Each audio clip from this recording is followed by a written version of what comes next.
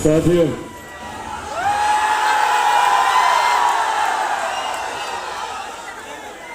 सबसे पहले इस प्यार के लिए, इस सम्मान के लिए आप सबका हृदय से आभार, बहुत बहुत धन्यवाद। साथियों, आज आप लोगों के बीच एक खास उद्देश्य से, एक खास मकसद से आया हूं। आप सब जानते हैं कि जल्द ही झारखंड में विधानसभा के चुनाव होने वाले हैं और ये विधानसभा के चुनाव निर्धारित करेंगे हम लोगों के आने वाले 5 साल का भविष्य। हम लोगों ने एक गलत चुनाव कर अपने जीवन के पिछले 5 साल हम लोगों ने खराब करने का काम किया। पिछले 5 सालों में जहां प्रदेश में विकास के कार्यों को रोक लगने का काम हुआ, तो वहीं पिछले 5 सालों में हमारे प्रदेश झारखंड को शर्मसार होना पड़ा।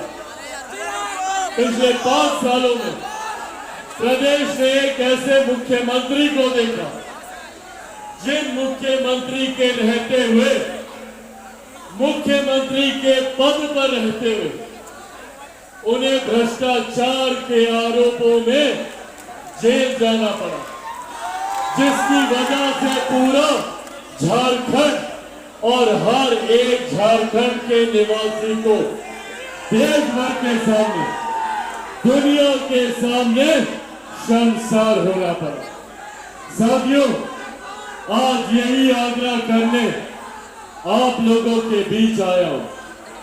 आप लोगों का एक एक मत एक विकसित झारखंड के निर्माण में एक अहम भूमिका निभाने जा रहा है और ये बड़ी जिम्मेदारी हम सब की बनती है कि अपने एक एक मत का हम लोग सदुपयोग कर एक ऐसे प्रत्याशी को चुनकर झारखंड की विधानसभा में भेजने का काम करें, जो कल को जीतने के बाद दिन रात तत्परता से आपके लिए कार्य करे, आपके विकास की चिंता करे, झारखंड को विकसित राज्य बनाने का काम करे। हम लोग ऐसे विधायक चुने, ऐसे गठबंधन को चुनने का काम करें, ऐसे राजनीतिक दल को चुनने का काम करें, ऐसे नेता को चुनने का काम करें जो सही मायनों में हम लोगों के विकास की बात करें, जो सही मायनों में हम लोगों के रोजगार, बेहतर शिक्षा, बेहतर स्वास्थ्य सेवा, महिलाओं के सम्मान, बुजुर्गों के सम्मान, युवाओं के भविष्य की चिंता करें। ऐसे नेता को हम लोगों को चुनने की जरूरत है। साथियों, आज आप लोगों के बीच चिराग पासवान जात पात धर्म मजहब से उठकर सिर्फ और सिर्फ विकसित झारखंड बनाने के संकल्प के साथ आप लोगों के बीच आया। मैं चाहता हूं कि झारखंड एक विकसित राज्य बने, झारखंड के किसी भी युवा को शिक्षा के लिए, रोजगार के लिए, व्यवसाय के लिए कभी भी झारखंड छोड़कर दूसरे राज्य न जाना पड़े। साथियों, भारत एक साथ आजाद हुआ, भारत के तमाम प्रदेश एक साथ आजाद हुए, तो फिर क्या कारण है कि कहीं चमचमाते शहर बने, कई विकसित राज्य बने, पर हमारा झारखंड आज भी उन विकसित राज्यों की श्रेणी में नहीं आता। आज भी हम लोगों के बच्चों को शिक्षा तालीम हासिल करने के लिए दूसरे राज्य जाना पड़ता है। हमारे युवाओं को बेहतर रोजगार के लिए, व्यवसाय के लिए दूसरे राज्य जाना पड़ता है। आज की तारीख में जो हमारी ताकत है, जिस युवा झारखंड पर हम गर्व करते हैं, आने वाले दिनों में हमारा प्रदेश एक बुजुर्ग प्रदेश बनकर रह जाएगा। हमारे युवा झारखंड से बाहर जाते हैं, वहीं पर जाकर अपनी शिक्षा पूरी करते हैं, वहीं पर रोजगार करते हैं, उसी राज्य में घर खरीदते हैं, शादी करते हैं, बच्चा पैदा करते हैं और फिर उसी राज्य के होकर रह जाते हैं और अपने ही राज्य में वो युवा प्रवासी कहलाते। इस व्यवस्था को हम लोगों को बदलने की जरूरत है। एक ऐसी व्यवस्था का निर्माण करने की जरूरत है जहां पर किसी भी झारखंड के निवासी को दूसरे राज्य जाना ना पड़े, ना शिक्षा के लिए, ना रोजगार के लिए, ना स्वास्थ्य सेवाओं के लाभ के लिए। इस सोच के साथ चिराग पासवान आगे बढ़ने का प्रयास कर रहे हैं। साथियों, मेरी जिम्मेदारी मेरे प्रदेश के प्रति भी बनती है और मैं झारखंड को अपना प्रदेश मानता हूं। जब चिराग पासवान का जन्म हुआ था, उस वक्त बिहार और झारखंड एक ही राज्य थे। इस नाते झारखंड मेरी भी जन्मभूमि है, झारखंड मेरे पिता की कर्मभूमि है। मेरे नेता, मेरे पिता आदरणीय रामविलास पासवान जी ने एक विकसित झारखंड का सपना देखा था। अपने नेता, अपने पिता आदरणीय रामविलास पासवान जी के सपनों को पूरा कर विकसित झारखंड बनाने के संकल्प के साथ आप लोगों को दिया। साथियों, मेरे नेता, मेरे पिता आदरणीय रामविलास पासवान जी ने जात पात धर्म मजहब क्षेत्रवाद से उठकर पूरे देश के शोषित वंचित गरीब वर्ग से आने वाले लोगों के उत्थान के लिए उन्होंने हमेशा कार्य करने का काम किया। आज मुझे गर्व होता है जब मैं देखता हूं मेरे साथियों के हाथ में मोबाइल फोन, जिससे आप तस्वीरें ले रहे, जिससे आप वीडियो बना रहे। ये देन हमारे नेता आदरणीय रामविलास पासवान जी की। जब वो दूरसंचार मंत्री थे, उस वक्त उन्होंने ये सबके कसम खाई थी। उस वक्त उन्होंने ये वादा किया था कि एक दिन ऐसा आएगा जब हर रिक्शा वाला, हर ठेला वाला के हाथ में मोबाइल फोन होगा, बैगन के बाद ये मोबाइल फोन बनेगा। ये वादा मेरे पिता ने आप लोगों से किया था। उस वक्त यही विपक्ष के लोग, उन्होंने मेरे नेता का खूब मजाक उड़ाने का काम किया था, क्योंकि वो दौर भी ऐसा था जब इनकमिंग के लिए भी आपको 18 रुपया 20 रुपया पैसा लगता था। उस वक्त उन्होंने ये वादा किया था और आज ये उनका सपना पूरा हुआ है। हर गरीब से गरीब व्यक्ति के हाथ में आज की तारीख में अगर मोबाइल फोन है तो ये देन हमारे नेता आदरणीय रामविलास पासवान जी की। एक ऐसे व्यक्ति का खून मेरी रगों में दौड़ता है जिन्होंने बिना भेदभाव के, उन्होंने सिर्फ और सिर्फ अपने उत्तरदायित्व को पूरा करने का काम किया। मुझे याद है आज से 4 साल पहले जब देश में महामारी आई थी, उस वक्त हर कोई अपनी जान बचाने के लिए जद्दोजहद कर रहा था।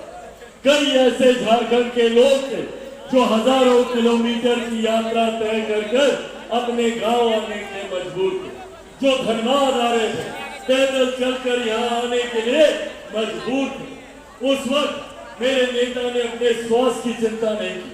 अगर संभवतः उन्होंने अपने स्वास्थ्य की, अपनी गिरती तबीयत की चिंता की होती तो शायद आज मेरे पिता मेरे साथ होते, शायद आज वो जीवित होते। पर उस वक्त उनकी प्राथमिकता उनका स्वास्थ्य नहीं था। उस वक्त उनकी प्राथमिकता वो करोड़ों लोग थे जो पैदल यात्रा कर कोई उत्तर प्रदेश, कोई बिहार, कोई झारखंड जा रहा था। उस वक्त उनको चिंता थी खाद्य मंत्री के नाते कि इन लोगों को 2 वक्त की रोटी कैसे मिलेगी, अनाज कैसे मिलेगा, राशन कैसे मिलेगा। दिन रात एक कर उन्होंने योजना का निर्माण किया और अगले दिन सुबह सुबह हमारे प्रधानमंत्री आदरणीय नरेंद्र मोदी जी से मिलने गए और वहां पर जाकर उन्होंने इस प्रस्ताव को रखा। और आज मुझे खुशी के साथ साथ गर्व होता है कि मेरे नेता, मेरे पिता आदरणीय रामविलास पासवान जी के जाने के 4 साल के बाद भी उनकी बनाई योजना, जो देश की ही नहीं दुनिया की सबसे बड़ी गरीब कल्याण की योजना है, प्रधानमंत्री गरीब कल्याण अन्न योजना के तहत आज भी देश भर में 80 करोड़ लोगों को मुफ्त में अनाज दिया जा रहा है। ये दिन हमारे नेता आदरणीय रामविलास पासवान जी के। साथियों, ये बातें आप लोगों के साथ में इसलिए साझा कर रहा हूं ताकि आप लोग ये पहचान कर सके कि किस नेता ने ईमानदारी से आपके लिए कार्य करने का काम किया। भले वो रेल मंत्री थे, उस वक्त कोई यूपी, बिहार, झारखंड का ऐसा गरीब परिवार नहीं था जिसको उन्होंने रोजगार देने का काम न किया। आज भी रेलवे में चले जाइए, कितने ऐसे अधिकारी आपको मिलेंगे जो अगर आपको जानते हैं कि आप रामविलास पासवान जी के अनुयायी हैं तो आपको बताते होंगे कि उनको नौकरी हमारे नेता ने देने का काम किया। इस सोच के साथ उन्होंने समाज के गरीब, शोषित, वंचित वर्ग को मुख्य धारा के साथ जोड़ने का हर संभव प्रयास किया। साथियों, आज जब मेरे नेता, मेरे पिता आदरणीय रामविलास पासवान जी इस दुनिया में नहीं है तो आप लोगों को ये विश्वास दिलाना चाहता हूँ कि उनके अधूरे सपनों को पूरा करने के संकल्प के साथ चिराग पासवान निकला है। आपका साथ देने चिराग पासवान। साथियों, इस राह में मुझे भी तोड़ने का हर संभव प्रयास किया गया।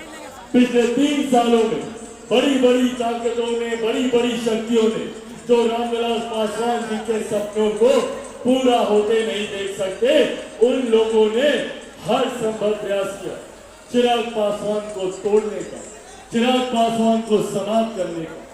मेरे घर को तोड़ा गया, मेरे परिवार को तोड़ा गया, मेरी पार्टी को तोड़ा गया, मुझे मेरी ही पार्टी से निकाल कर बाहर फेंक दिया गया, मेरे ही घर से मेरा सामान सड़क पर फेंक दिया गया।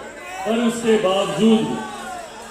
बावजूद भी आप लोगों का प्यार था और मेरे नेता, मेरे पिता आदरणीय रामविलास पासवान जी का आशीर्वाद था।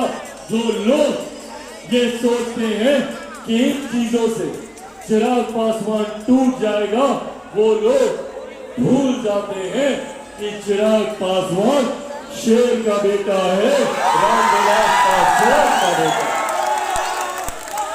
न टूटने वाला हूं, न झुकने वाला हूं और डरता तो भैया मैं किसी से नहीं हूं, कितनी ताकत आसान नहीं है। जब तक अपने देश के युवाओं को, झारखंड के युवाओं को उनका हक अधिकार नहीं दिलवा दूंगा, जब तक उनके लिए एक विकसित झारखंड का निर्माण नहीं कर दूंगा, तब तक मैं भी चैन की सांस नहीं लूंगा। ये वादा भी आप लोगों से करके जाता हूं।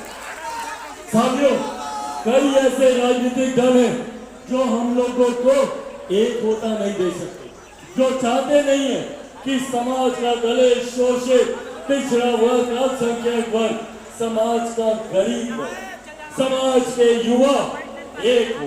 वो चाहते नहीं, वो चाहते हैं भैया कि इनको जातियों में बांट के रखो, इनको सांप्रदायिकता में उठा के रखो, ताकि ये लोग जो झारखंड की सत्ता में बैठे हैं ये अपनी राजनीतिक रोटियां सेकते रहे। इसी सोच के साथ ये आगे बढ़ने का काम करते हैं। पर आज मैं आह्वान करूंगा अपने तमाम नौजवान युवा साथियों से, पहचानिए अपनी ताकत को। 65% युवा झारखंड में ऐसा है जिनकी आयु 35 वर्ष से कम है। अगर हम एकजुट हो जाए, एकत्रित हो जाए, तो दुनिया की कोई ताकत हमें आगे बढ़ने से नहीं रोक सकती। जरूरत है हम युवाओं को एकजुट होने, जरूरत है हमें अपनी ताकत को पहचानने की। और जो लोग हमें बांटने की सोच रखते हैं, हमें जात पात धर्म मजहब में उलझाने की सोच रखते हैं, जरूरत है जाति से उठकर जमात को एक करने की। जरूरत है युवाओं की बात करने की, महिलाओं की बात करने की, जात पात धर्म मजहब से उठकर किसानों की बात करने की, मजदूरों की बात करने की। इस जमात को हमें एक साथ लेकर चलने की जरूरत है, तभी हम लोग सही मायनों में एक विकसित झारखंड का निर्माण कर सकेंगे। पर दिक्कत ये है कि जब जब चुनाव आता है राजनीतिक दल अपनी राजनीतिक रोटियां सेकने लगते हैं, झूठा प्रचार, झूठा भ्रम, रॉन्ग नरेटिव सेट करने लगते हैं। पिछले चुनाव में इन्होंने हम लोगों को बांटने के लिए एक और झूठ बोला। क्या बोला कि अगर एनडीए की सरकार केंद्र में आ गई, अगर नरेंद्र मोदी जी दोबारा देश के प्रधानमंत्री बन गए तो आरक्षण को समाप्त कर दिया जाएगा। झूठ बोला इन लोगों ने कि संविधान को समाप्त कर दिया जाएगा। आज आप लोगों के सामने मैं मेरे नेता, मेरे पिता आदरणीय रामविलास पासवान जी के संघर्षों की कसम खाकर आप लोगों से ये वादा करके जाता हूं कि जब तक चिराग पासवान जिंदा है, ना आरक्षण को कोई खतरा है, ना संविधान को कोई खतरा।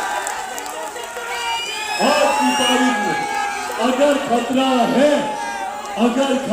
है तो ऐसे लोगों से, मुख्यमंत्री हेमंत सोरेन जी और इनके गठबंधन के लोगों से हमारे राज्य को खतरा है।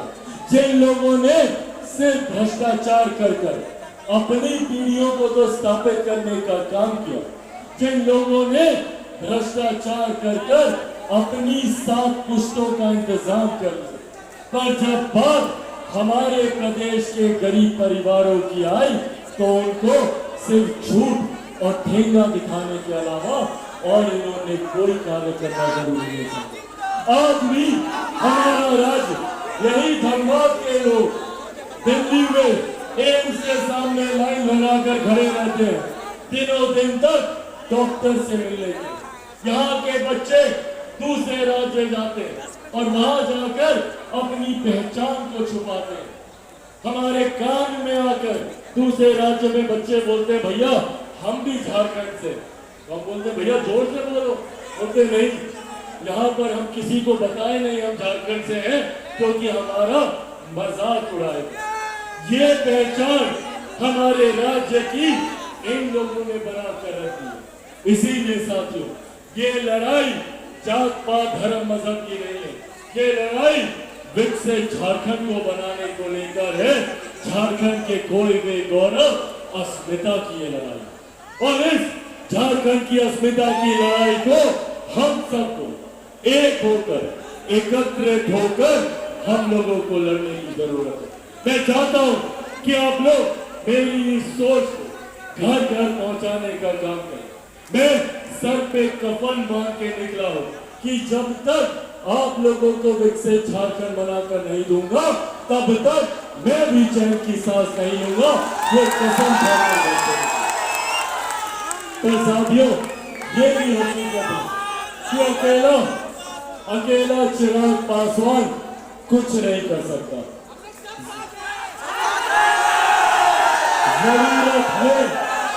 जरूरत है मुझे आप सबके साथ की। आप सबको चिराग पासवान बनकर घर घर गांव गांव जाकर झारखंड की अस्मिता की लड़ाई लड़नी होगी। बोलिए, बनेंगे चिराग पासवान? ऐसे नहीं, दोनों हाथ उठाकर बताइए, बनेंगे चिराग पासवान? बनेंगे चिराग पासवान? बनेंगे चिराग पासवान? बनेंगे चिराग पासवान? साथियों, आप लोग बस मेरा साथ दें, बदले में विकसित राज्य बनाकर दूंगा, अपने युवाओं के बेहतर भविष्य की लड़ाई लड़ूंगा, ये वादा आप लोगों से करके जाता हूं। साथियों, आज इतनी गर्मी में, इतनी भारी संख्या में आप लोगों की मौजूदगी मेरे हिम्मत को बढ़ाती है, मेरे विश्वास को बढ़ाती है। और तो और रांची एयरपोर्ट से लेकर धनबाद आने के क्रम में कम से कम 15-20 हजार लोग रास्ते भर में स्वागत करते आए। ये पुनः आप लोगों के प्यार को दर्शाता है और आप लोगों के इस प्यार का मैं ऋणी हूँ और इस ऋण को आप लोगों के साथ मिलकर अपने राज्य को विकसित राज्य बनाकर पूरा करूंगा, ये वादा भी आप लोगों से करके जाता हूँ। साथियों, अंत में मैं इस खूबसूरत कार्यक्रम के आयोजन के लिए लोक जनशक्ति पार्टी रामविलास के हर एक साथी, हर एक कार्यकर्ता का धन्यवाद करते हुए मैं हमारे प्रदेश अध्यक्ष आदरणीय वीरेंद्र प्रधान जी का विशेष तौर पर धन्यवाद करता हूं, जिन्होंने इस सफल कार्यक्रम का आयोजन करने का काम किया। साथ ही में धन्यवाद लोक जनशक्ति पार्टी रामविलास के हमारे जमुई से सांसद, झारखंड के हमारे प्रभारी आदरणीय अरुण भारती जी का धन्यवाद, जिन्होंने दिन रात मेहनत कर इस कार्यक्रम को सफल बनाने का काम किया। साथ ही में हमारे साथी खगड़िया से हमारे सांसद और लोक जनशक्ति पार्टी रामविलास झारखंड के हमारे सह प्रभारी राजेश वर्मा जी का, जिन्होंने दिन रात इस कार्यक्रम के लिए मेहनत करने का काम किया। साथ ही में हमारी लोक जनशक्ति पार्टी रामविलास के हमारे राष्ट्रीय महासचिव और यहाँ झारखंड के सह प्रभारी अरविंद सिंह जी का मैं धन्यवाद करता हूँ, जिन्होंने इस कार्यक्रम के लिए मेहनत करने का काम किया। साथ ही में हमारे राष्ट्रीय प्रवक्ता धीरेन्द्र कुमार मुन्ना जी का विशेष तौर पर मैं धन्यवाद करता हूँ, जिन्होंने इस सफल कार्यक्रम को आयोजित करने का काम किया। कुमार सौरभ जी जो हमारे बिहार प्रदेश से हमारे प्रवक्ता हैं, उनका भी मैं विशेष तौर पर मैं धन्यवाद करता हूं। यहाँ पर मैं धन्यवाद करता हूं दिलीप कुमार जी का, जो कि हमारे धनबाद के हमारे जिला अध्यक्ष हैं। साथ ही में मुकेश कुमार जी का, जो कि जिला कार्यकारिणी के अध्यक्ष हैं।